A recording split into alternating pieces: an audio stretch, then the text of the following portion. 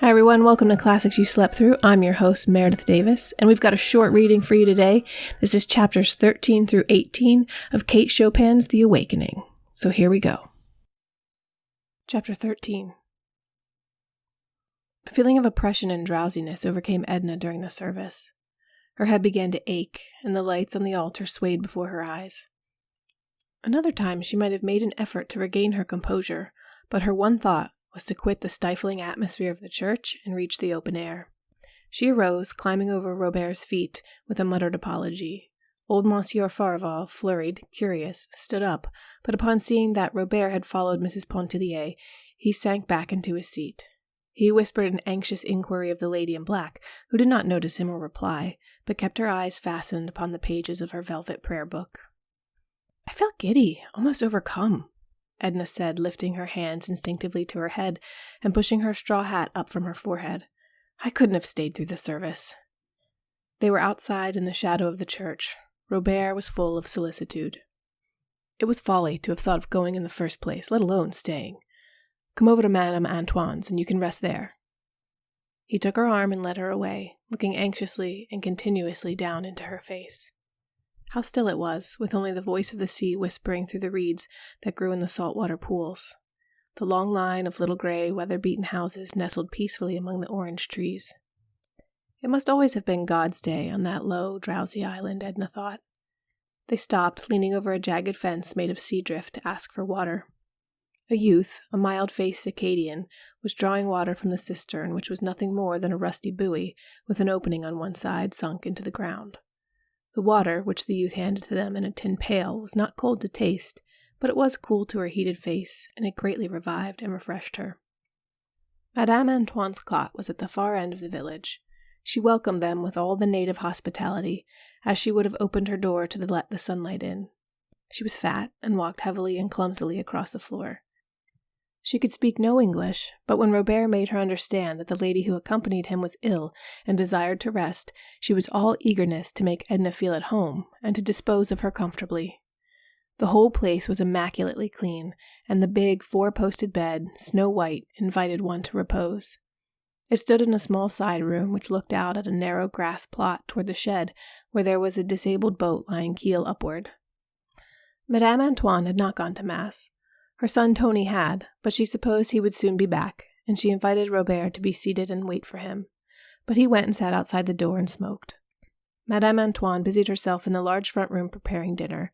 She was boiling mullets over a few red coals in the huge fireplace. Edna, left alone in the little side room, loosened her clothes, removing the greater part of them. She bathed her face, her neck, and arms in the basin that stood between the windows. She took off her shoes and stockings and stretched herself in the very center of the high white bed. How luxurious it felt to rest thus in a strange, quaint bed, with its sweet country odor of laurel lingering about the sheets and mattress. She stretched her strong limbs that ached a little. She ran her fingers through her loosened hair for a while. She looked at her round arms as she held them straight up and rubbed them one after the other, observing closely, as if they were something she saw for the first time, the fine, firm quality and texture of her flesh. She clasped her hands easily above her head, and it was thus she fell asleep. She slept lightly at first, half awake and drowsily attentive to the things about her. She could hear Madame Antoine's heavy, scraping tread as she walked back and forth on the sanded floor. Some chickens were clucking outside the windows, scratching for bits of gravel in the grass. Later, she half heard the voices of Robert and Tony, talking under the shed. She did not stir. Even her eyelids rested numb and heavily over her sleepy eyes.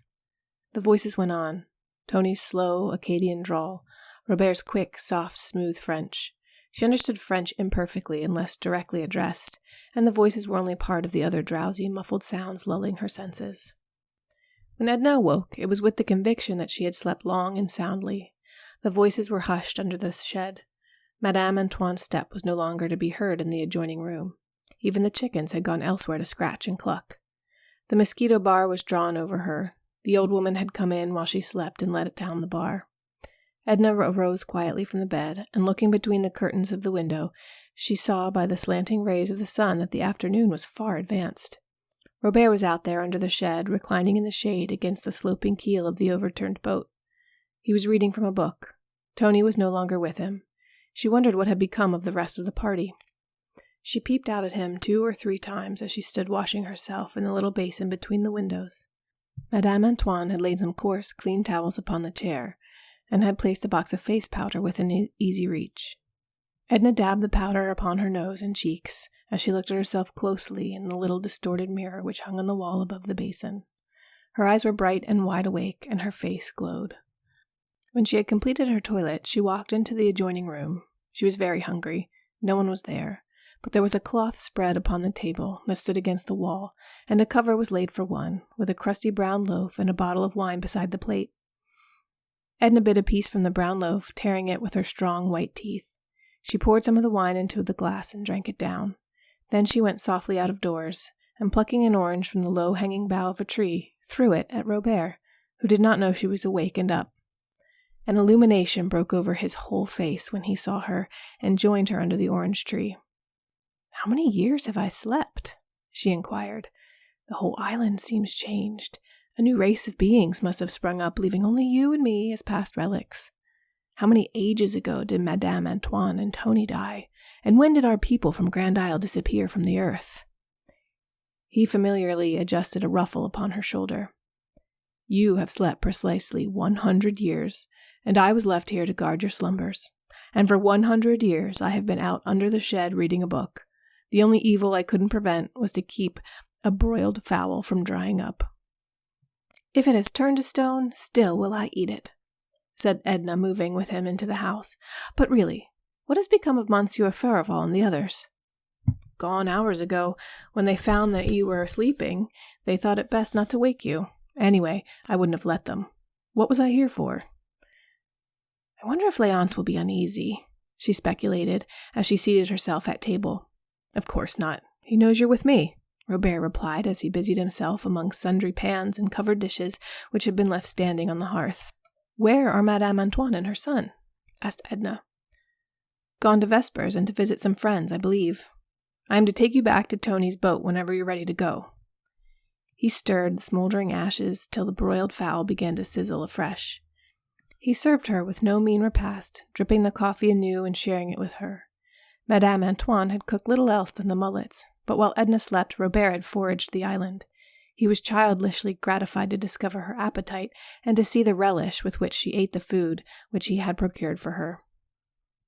"Shall we go right away?" she asked, after draining her glass and brushing together the crumbs of the crusty loaf.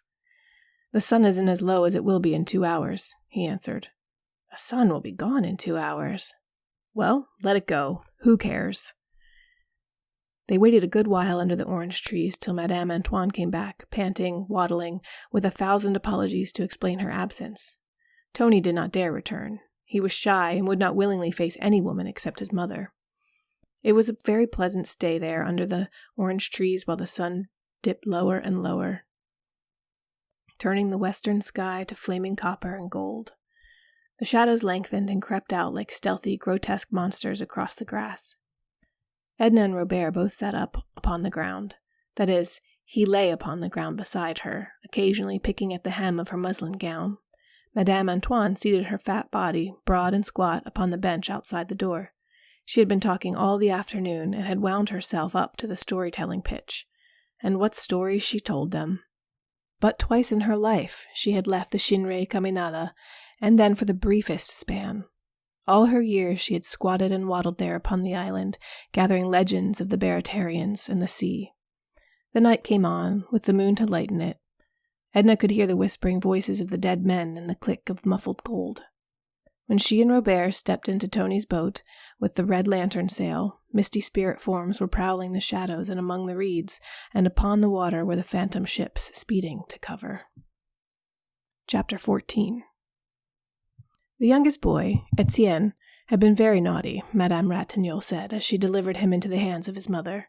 He had been unwilling to go to bed, and had made a scene, whereupon she had taken charge of him and pacified him as well as she could. Raoul had been in bed and asleep for 2 hours. The youngest was in his long white nightgown that kept tripping him up as Madame Ratignolle led him along by the hand. With the other chubby fist he rubbed his eyes, which were heavy with sleep and ill humor.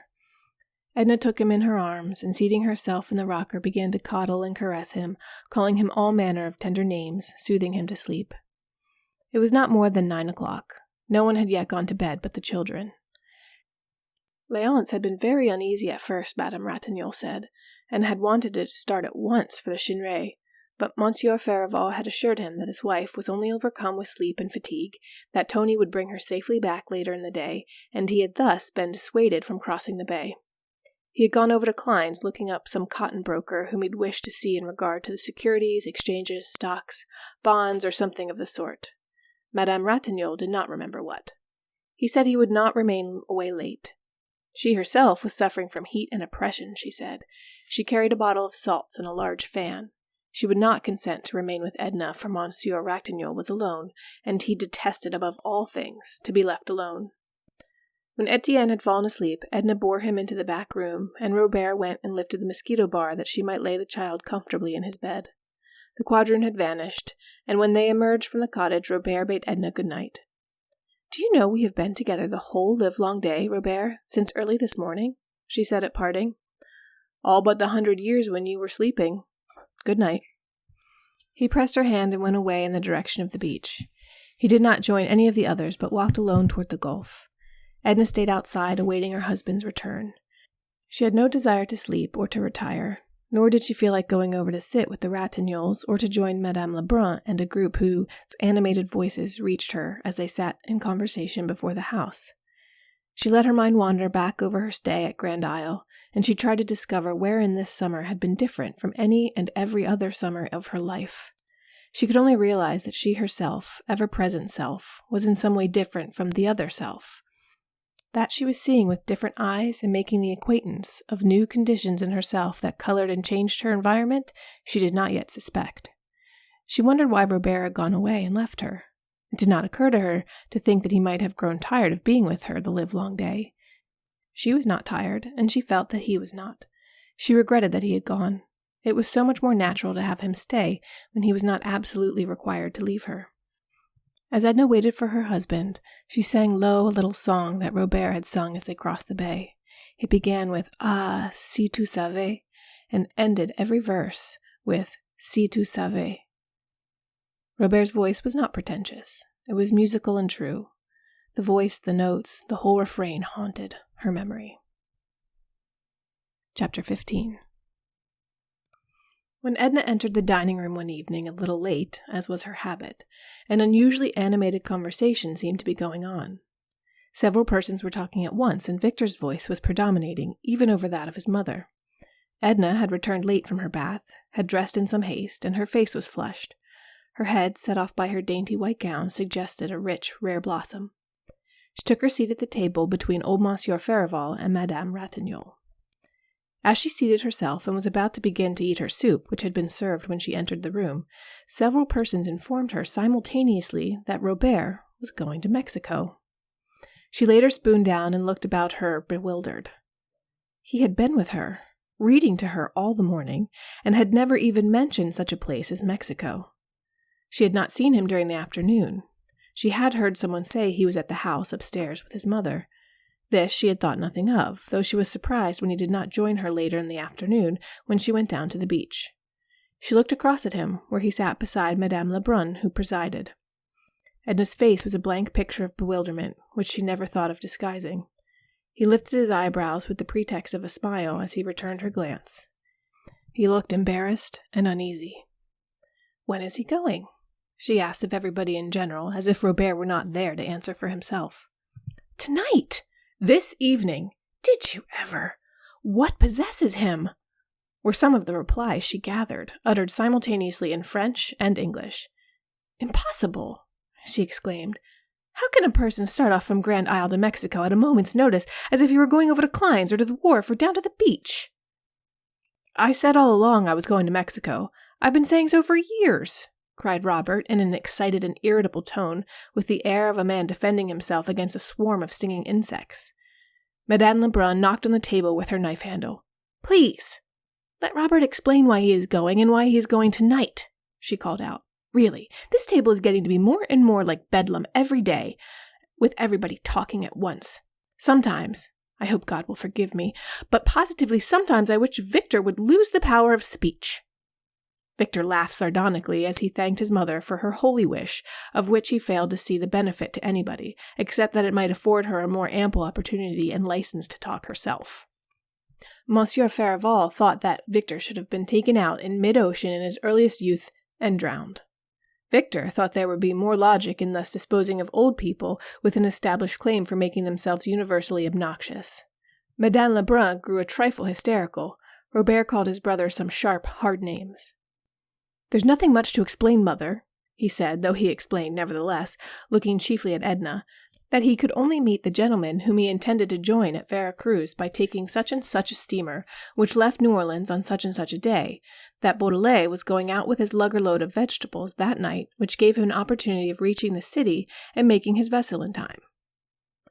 "But when did you make up your mind to all this?" demanded Monsieur Farival. "This afternoon," returned Robert with a shade of annoyance. "At what time this afternoon?" persisted the old gentleman with a nagging determination, as if he were cross-questioning a criminal in a court of justice. "At 4 o'clock this afternoon, Monsieur Farival," Robert replied in a high voice with a lofty air, which reminded Edna of some gentleman on the stage.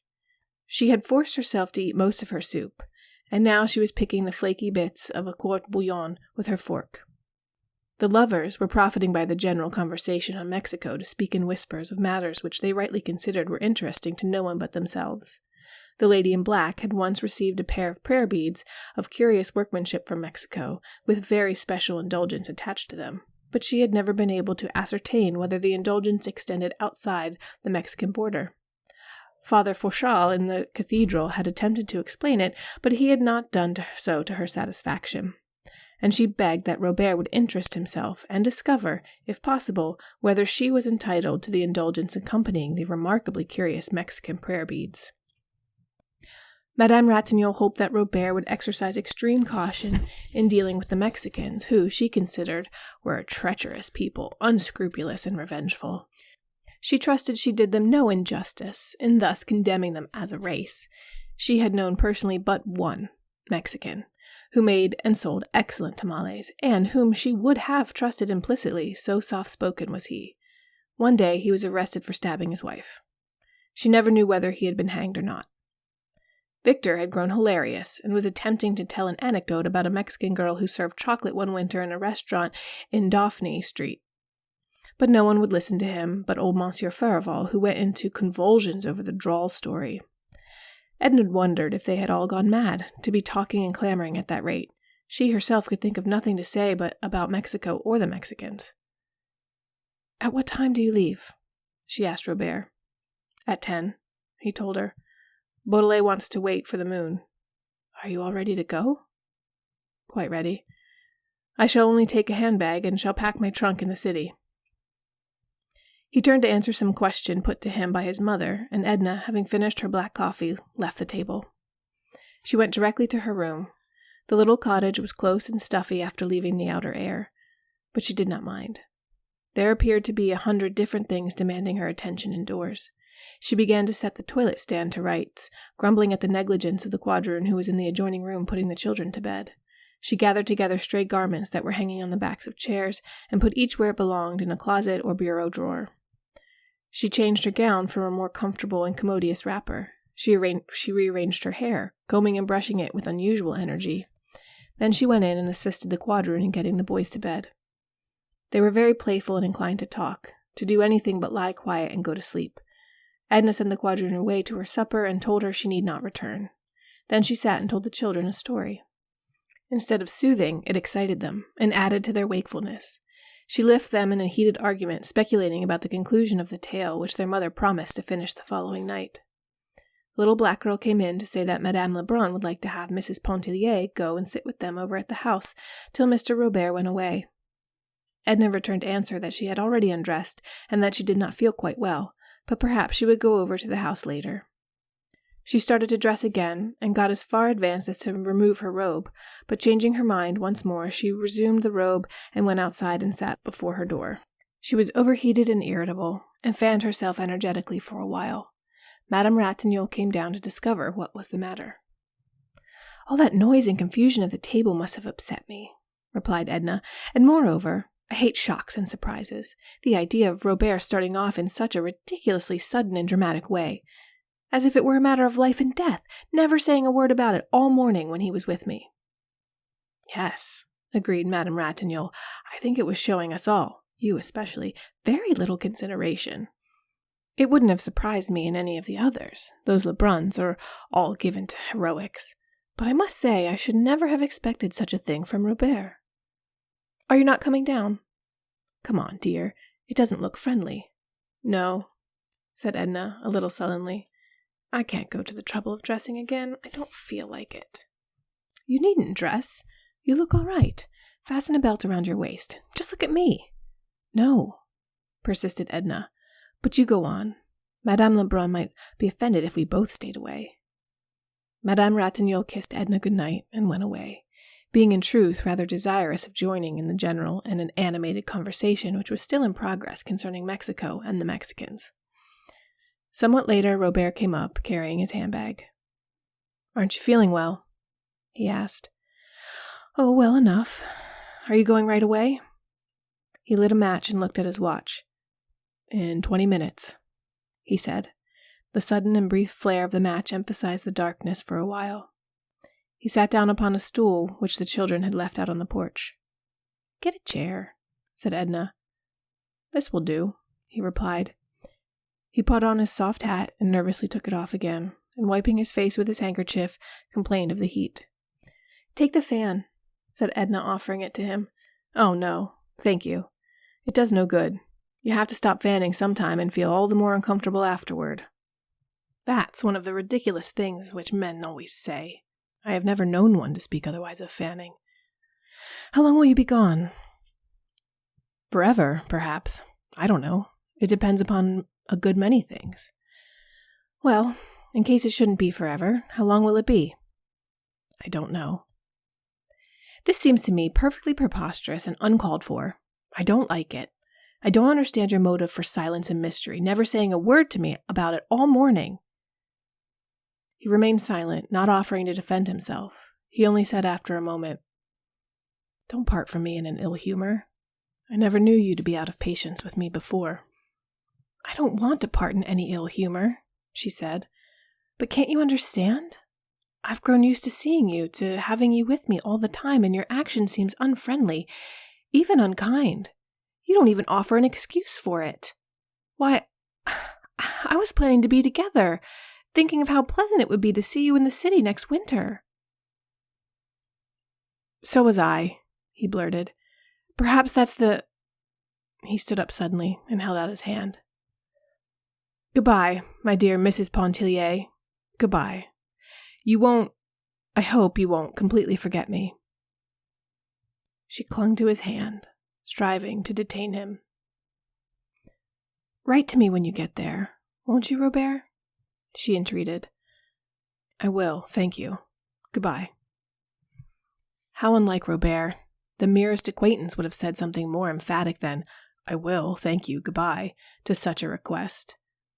He had evidently already taken leave of people over at the house, for he descended the steps and went to join Beaudelet, who was out there with an oar across his shoulder, waiting for Robert.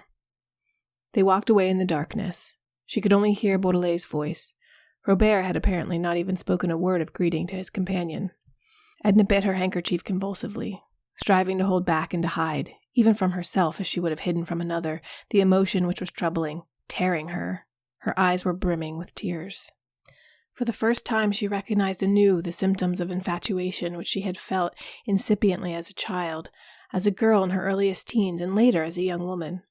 The recognition did not lessen the reality, the poignancy of the revelation by any suggestion or promise of instability. The past was nothing to her, offered no lesson which she was willing to heed. The future was a mystery which she never attempted to penetrate. The present alone was significant, was hers, to torture her as it was doing then with the biting which her impassioned, newly awakened being demanded. Chapter 16. Do you miss your friend greatly? Asked Mademoiselle Reisz one morning as she came creeping up behind Edna, who had just left her cottage on the way to the beach. She spent much of her time in the water since she had acquired finally the art of swimming. As their stay at Grand Isle drew near its close, she felt that she could not give too much time to a diversion which afforded her the only pleasurable moments that she knew. When Mademoiselle Rice came and touched her upon the shoulder and spoke to her, the woman seemed to echo the thought which was ever in Edna's mind, or, better, the feeling which constantly possessed her. Robert's going had some way taken the brightness, the color, the meaning out of everything.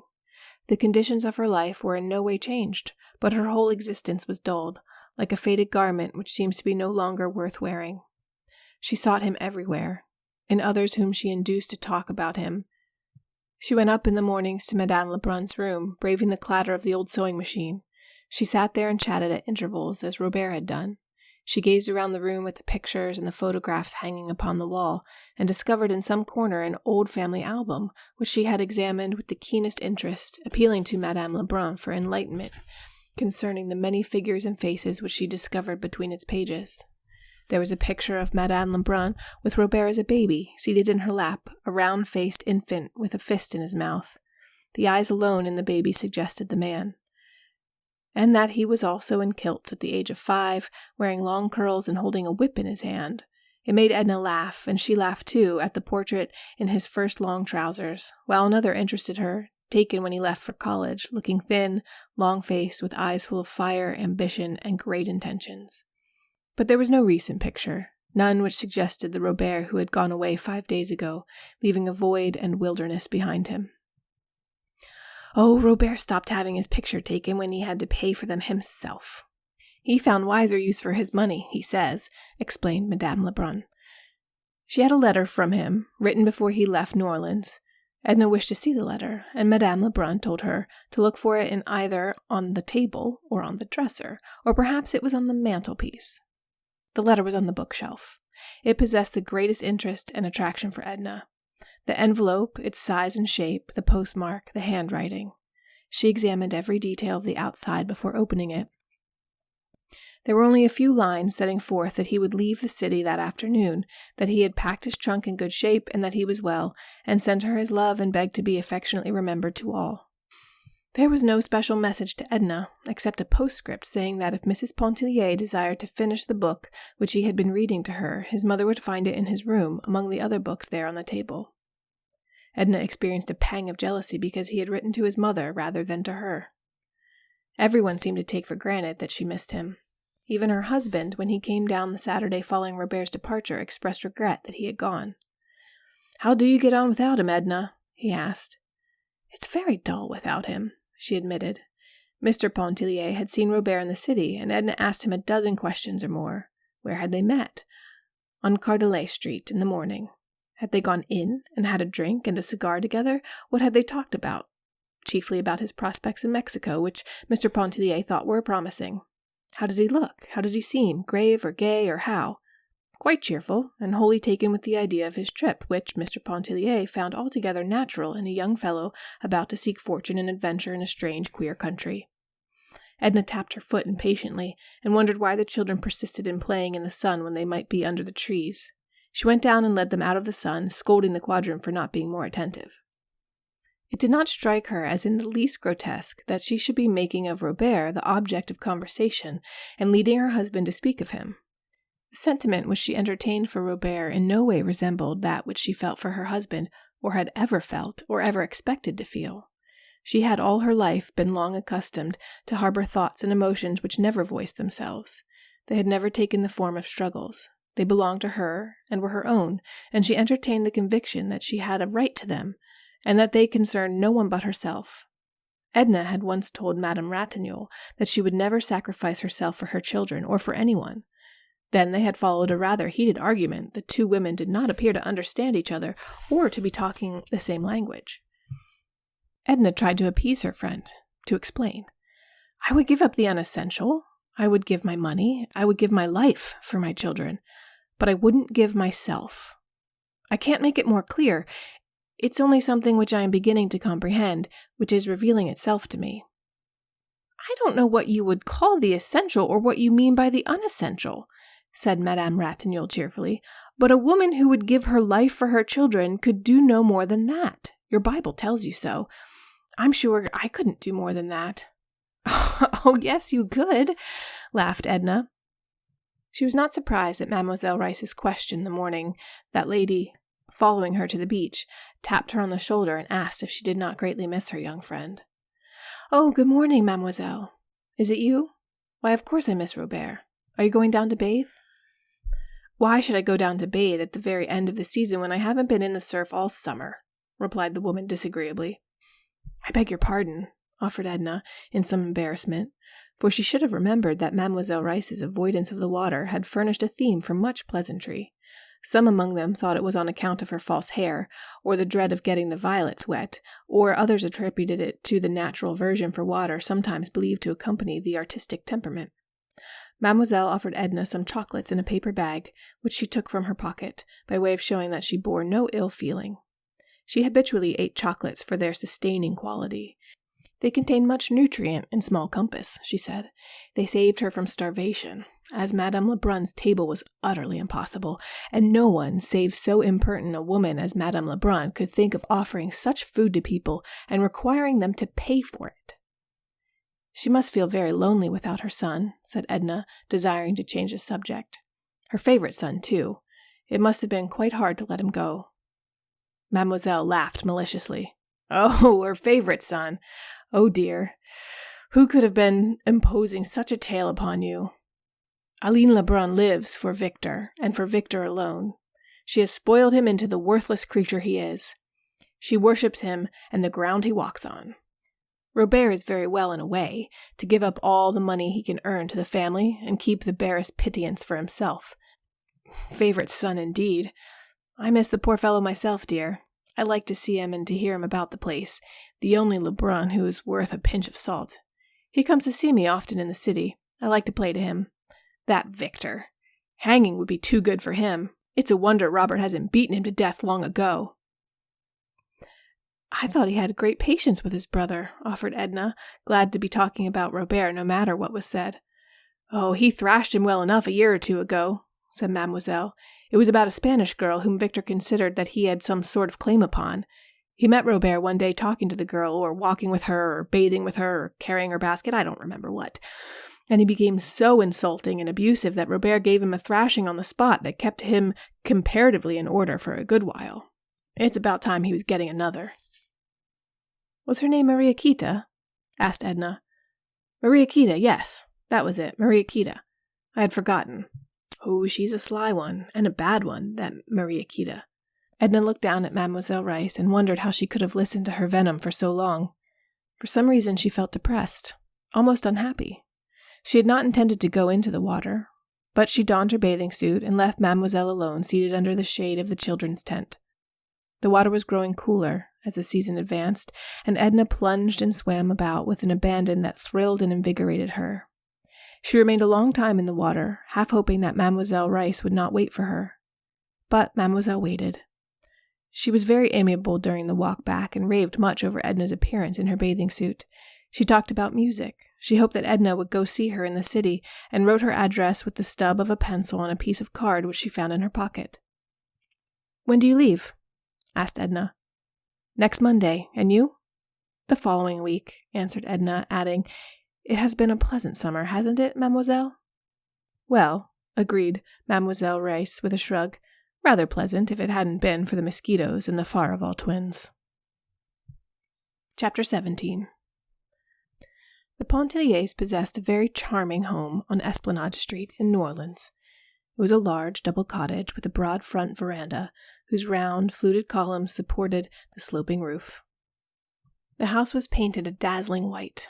The outside shutters, or jalousies, were green. In the yard, which was kept scrupulously neat, were flowers and plants of every description which flourishes in South Louisiana. Within doors, the appointments were perfect after the conventional type. The softest carpets and rugs covered the floors, rich and tasteful draperies hung at the doors and windows. There were paintings selected with judgment and discrimination upon the walls. The cut glass, the silver, the heavy damask which daily appeared upon the table were the envy of many women whose husbands were less generous than Mr. Pontellier. Mr. Pontellier was very fond of walking about his house, examining its various appointments and details, to see that nothing was amiss. He greatly valued his possessions, chiefly because they were his, and derived genuine pleasure from contemplating a painting, a statuette, a rare lace curtain, no matter what, after he had bought it and placed it among his household gods. On Tuesday afternoons, Tuesday being Mrs. Pontellier's reception day, there was a constant stream of callers, women who came in carriages or in streetcars or walked when the air was soft and distance permitted. A light-colored mulatto boy in a dress coat and bearing a diminutive silver tray for the reception of cards admitted them. A maid in a white fluted cap offered the callers liqueur, coffee, or chocolate as they might desire. Mrs. Pontellier, attired in a handsome reception gown, remained in the drawing-room the entire afternoon receiving her visitors. Men sometimes called in the evening with their wives. This had been the program which Mrs. Pontellier had religiously followed since her marriage, 6 years before. Certain evenings during the week she and her husband attended the opera, or sometimes the play. Mr. Pontellier left his home in the mornings between 9 and 10 o'clock, and rarely returned before 6:30 or 7 in the evening, dinner being served at 7:30. He and his wife seated themselves at table one Tuesday evening, a few weeks after their return from Grand Isle. They were alone together. The boys were being put to bed. The patter of their bare, escaping feet could be heard occasionally, as well as the pursuing voice of the quadroon, lifted in mild protest and entreaty. Mrs. Pontellier did not wear her usual Tuesday reception gown. She was in ordinary house dress. Mr. Pontellier, who was observant about such things, noticed it as he served the soup and handed it to the boy in waiting. "Tired out, Edna? Whom did you have? Many callers?" he asked. He tasted his soup and began to season it with pepper, salt, vinegar, mustard, everything within reach. "There were a good many," replied Edna, who was eating her soup with evident satisfaction. "I found their cards when I got home. I was out." "Out?" exclaimed her husband, with something like genuine consternation in his voice as he laid down the vinegar cruet and looked at her through his glasses. "Why? What could have taken you out on Tuesday? What did you have to do?" "Nothing. I simply felt like going out, and I went out." "Well, I hope you'll have some suitable excuse," said her husband, somewhat appeased as he added a dash of cayenne pepper to the soup. "No, I left no excuse. I told Joe I was out. That was all." "Why, my dear, I should think you'd understand by this time that people don't do such things. We've got to observe les convenances if we ever expect to get on and keep up with the procession. If you felt that you had to leave home this afternoon, you should have left some suitable explanation for your absence." "Oh, this soup is really impossible. It's strange that woman hasn't learned yet to make a decent soup. Any free lunch stand in town serves a better one." "Was Mrs. Belthrop here?" "Bring the tray with the cards, Joe. I don't remember who was here." The boy retired, and returned after a moment bringing the tiny silver tray which was covered with ladies' visiting cards. He handed it to Mrs. Pontellier. "Give it to Mr. Pontellier," she said. Joe offered the tray to Mr. Pontellier and removed the soup.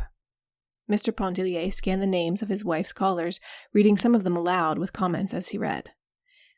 "The Mrs. Delasitas. I worked a big deal in futures for their father this morning. Nice girls. It's time they were getting married. Mrs. Belthrop. I tell you what it is, Edna, you can't afford to snub Mrs. Belthrop. Why, Belthrop could buy and sell us 10 times over. His business is worth a good round sum to me. You better write her a note. Mrs. James Highcamp. Hugh, the less you have to do with Mrs. Highcamp, the better. Madame Laforce. Came all the way from Carlton, too? Poor old soul. Miss Wiggs, Mrs. Eleanor Bolton's." He pushed the card aside. "Mercy," exclaimed Edna, who had been fuming. "Why are you taking the thing so seriously and making such a fuss over it?" "I'm not making any fuss over it. But it's just such seeming trifles that we've got to take seriously. Such things count." The fish was scorched. Mr. Pontellier would not touch it. Edna said she did not mind a little scorched taste. The roast was in some way not to his fancy, and he did not like the manner in which the vegetables were served. "It seems to me," he said, "we spend money enough in this house to procure at least one meal a day which a man could eat and retain his self-respect." "You used to think the cook was a treasure," returned Edna indifferently. "Perhaps she was when she first came, but cooks are only human. They need looking after, like any other class of persons that you employ. Suppose I didn't look after the clerks in my office. Just let them run things on their own. They'd soon make a nice mess of me and my business." "Where are you going?" asked Edna, seeing that her husband arose from the table without having eaten a morsel except a taste of the highly seasoned soup. I'm going to get my dinner at the club. Good night." He went into the hall and took his hat and stick from the stand and left the house. She was somewhat familiar with such scenes. They had often made her very unhappy. On a few previous occasions she had been completely deprived of any desire to finish her dinner. Sometimes she had gone into the kitchen to administer a tardy rebuke to the cook. Once she went to her room and studied the cookbook during an entire evening, finally writing out a menu for the week, which left her harassed with a feeling that, after all, she had accomplished no good that was worth the name. But that evening Edna finished her dinner alone with forced deliberation. Her face was flushed, and her eyes aflamed with some inward fire that lighted them. After finishing her dinner, she went to her room, having instructed the boy to tell any other callers that she was indisposed. It was a large, beautiful room, rich and picturesque in the soft, dim light, which the maid had turned low. She went and stood at an open window and looked out upon the deep tangle of the garden below. All the mystery and witchery of the night seemed to have gathered there amid the perfumes and the dusky and tortuous outlines of the flowers and foliage. She was seeking herself and finding herself in just such sweet half-darkness which met her moods. But the voices were not soothing that came to her from the darkness and the sky above and the stars. They jeered and sounded mournful notes without promise, devoid even of hope. She turned back into the room and began to walk to and fro down its whole length, without stopping, without resting. She carried in her hands a thin handkerchief, which she tore into ribbons, rolled into a ball, and flung from her. Once she stopped and, taking off her wedding ring, flung it upon the carpet. When she saw it lying there, she stamped her heel upon it, striving to crush it. But her small boot heel did not make an indenture, not a mark upon the little glittering circlet. In a sweeping passion, she seized a glass vase from the table and flung it upon the tiles of the hearth. She wanted to destroy something. The crash and clatter were what she wanted to hear. A maid, alarmed at the din of breaking glass, entered the room to discover what was the matter. "A vase fell upon the hearth," said Edna. "Never mind. Leave it till morning." "Oh, you might get some of the glass in your foot, ma'am," insisted the young woman, picking up the bits of the broken vase that were scattered upon the carpet. "And here's your ring, ma'am, under the chair." Edna held out her hand, and taking the ring, slipped it upon her finger. Chapter 18.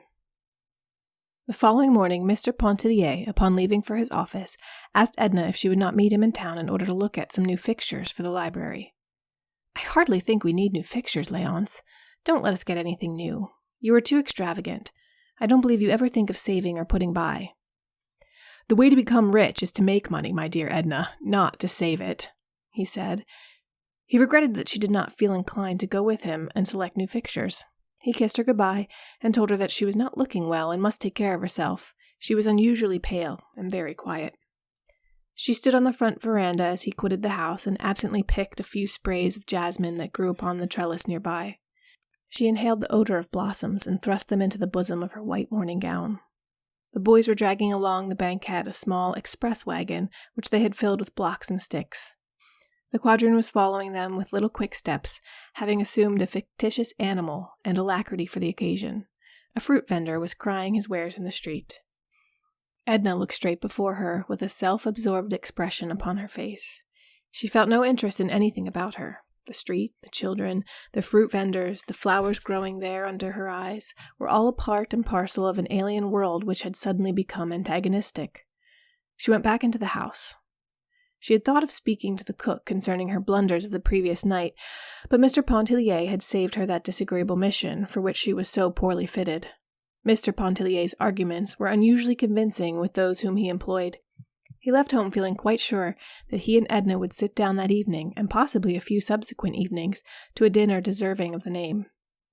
Edna spent an hour or two in looking over some of her old sketches. She could see their shortcomings and defects, which were glaring in her eyes. She tried to work a little, but found she was not in the humor. Finally, she gathered together a few of the sketches, those which she considered the least discreditable, and she carried them with her when, a little later, she dressed and left the house. She looked handsome and distinguished in her street gown. The tan of the seashore had left her face, and her forehead was smooth, white, and polished beneath her heavy, yellow-brown hair. There were a few freckles on her face, and a small dark mole near the underlip, and one at the temple, half hidden in her hair. As Edna walked along the street, she was thinking of Robert. She was still under the spell of her infatuation. She had tried to forget him, realizing the inutility of remembering, but the thought of him was like an obsession, ever pressing itself upon her. It was not that she dwelt upon the details of their acquaintance, or recalled in any special or peculiar way his personality. It was his being, his existence, which dominated her thought, fading sometimes as if it would melt into the mist of the forgotten, reviving again with an intensity which filled her with an incomprehensible longing. Edna was on her way to Madame Ratignolle's. Their intimacy, begun at Grand Isle, had not declined, and they had seen each other with some frequency since their return to the city. The Ratignolles lived at no great distance from Edna's home, on the corner of a side street where Monsieur Ratignolle owned and conducted a drugstore, which enjoyed a steady and prosperous trade. His father had been in the business before him, and Monsieur Ratignolle stood well in the community and bore an enviable reputation for integrity and clear-headedness. His family lived in commodious apartments over the store, having an entrance on the side with the porte-cochere. There was something which Edna thought very French, very foreign, about their whole manner of living. In the large and pleasant salon which extended across the width of the house, the Ratignolles entertained their friends once a fortnight with a soirée musicale, sometimes diversified by card-playing.